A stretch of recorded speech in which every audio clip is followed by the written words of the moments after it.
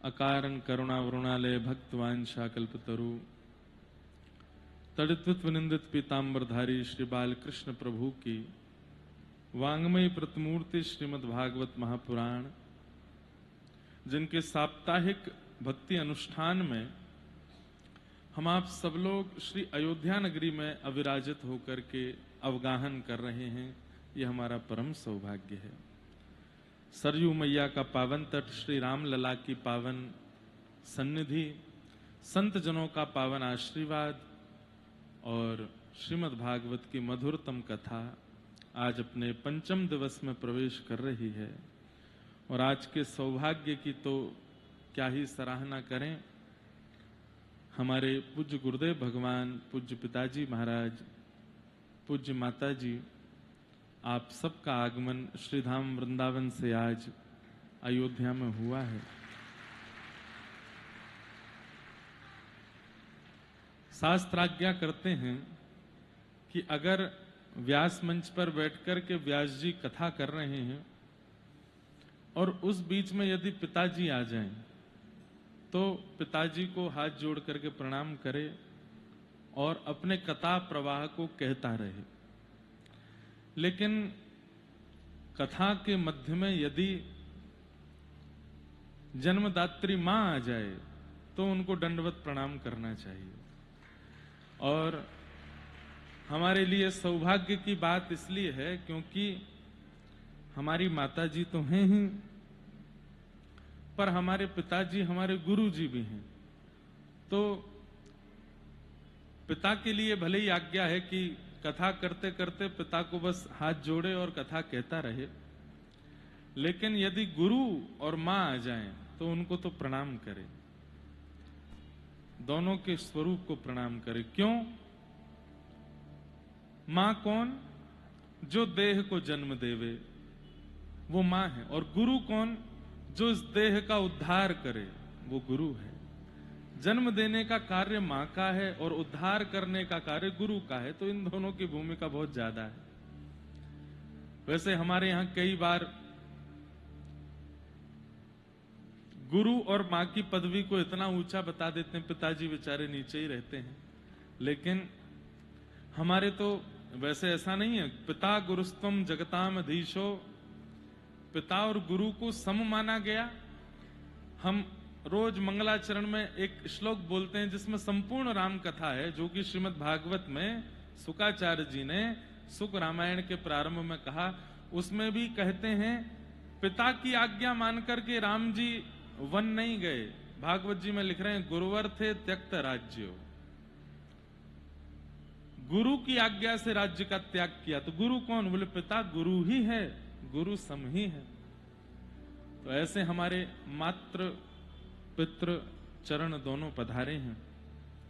आपकी कृपा और आपके स्नेह, आपके प्रेम, आपके आशीर्वाद से ही आज जो कुछ भी हम सेवा कर पा रहे हैं, टूटी फूटी सेवा हो चाहे संभली हुई सेवा हो, जैसी भी हो, सब आपकी कृपा है। और बहुत कम संयोग ऐसा बन पाता है कि आप दोनों आकर के आशीष दें। और वृंदावन से बाहर तो मुश्किल ही होता है, लेकिन श्री अयोध्या जी में रामलला के दर्शन। और एक बात आपको विशेष बताएं, तीर्थों में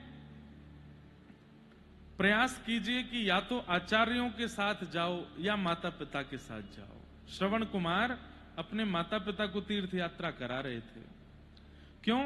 क्योंकि जो आशीर्वाद आप अपने घर में माता पिता का लेते हैं, उसका जो फल घर में मिलता है, उसका 1000 गुना, लाख गुना ज्यादा फल तीर्थ में प्रणाम करने से मिलता है।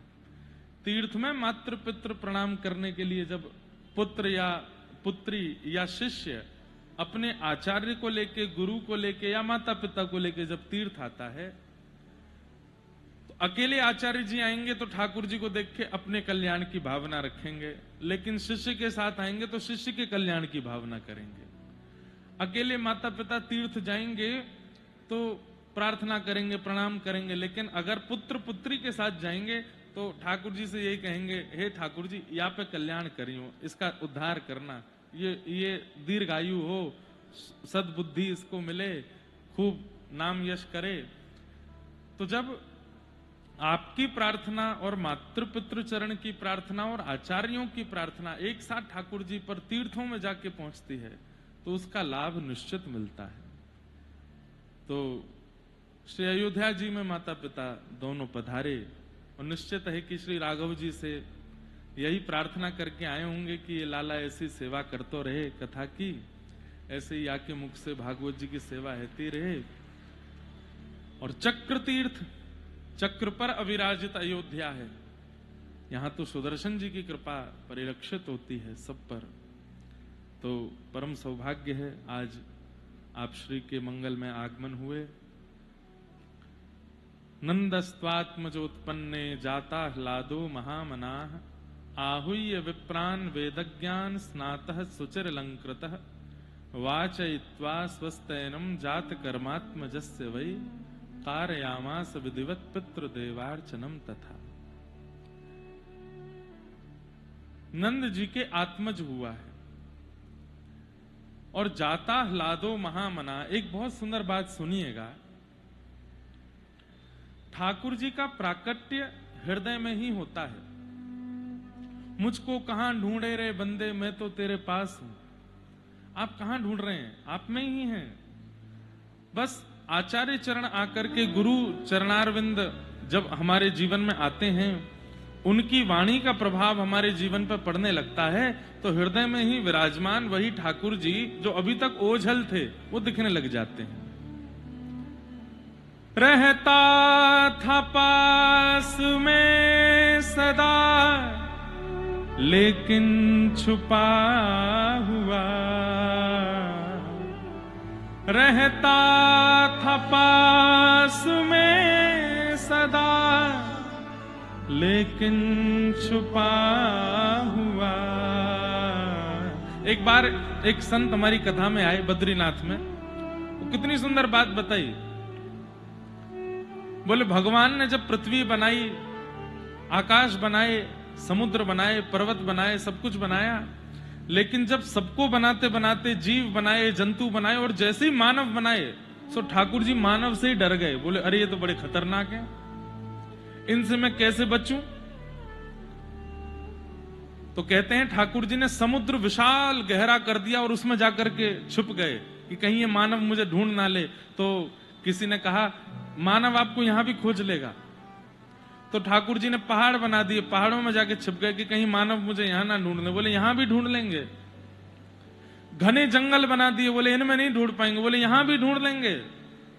तब ठाकुर जी बोले कहां छिपूं मैं?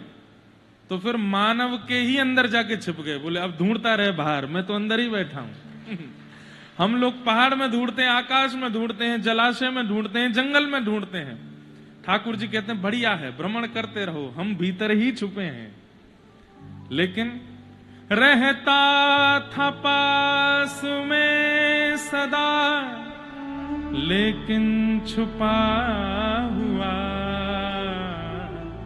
करके कृपा दयालु ने, गुरुदेव ने दया करके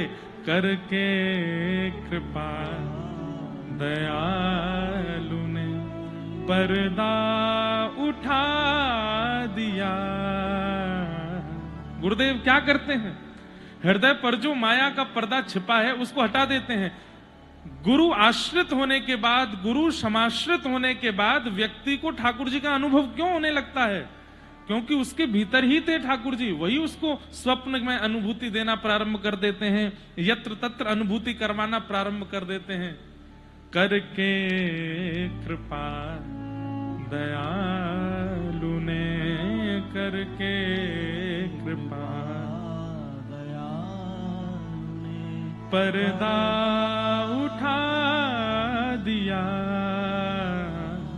किस देवता ने आज मेरा दिल चुरा लिया? किस देवता ने आज।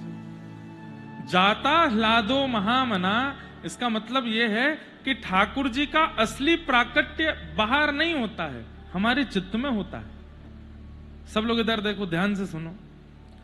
कथा सुनते सुनते सुनते सुनते आप लोगों के मुखमंडल पर एक अद्भुत प्रसन्नता रहती है, पलक झपकना भूल जाते हो और एक टक बैठ करके आप कथा सुनते रहते हो। इस समय आपको सुख नहीं मिलता, आपको प्रसन्नता नहीं मिलती, आपको आनंद की अनुभूति होती है। देह अपनी स्थिति से परे होकर के, एकाग्र होकर के कथा श्रवण करता है। इसका मतलब क्या है? चित्त में ठाकुर जी प्रकट हो गए, इसीलिए आप धैर्यवंत होकर बैठे हो।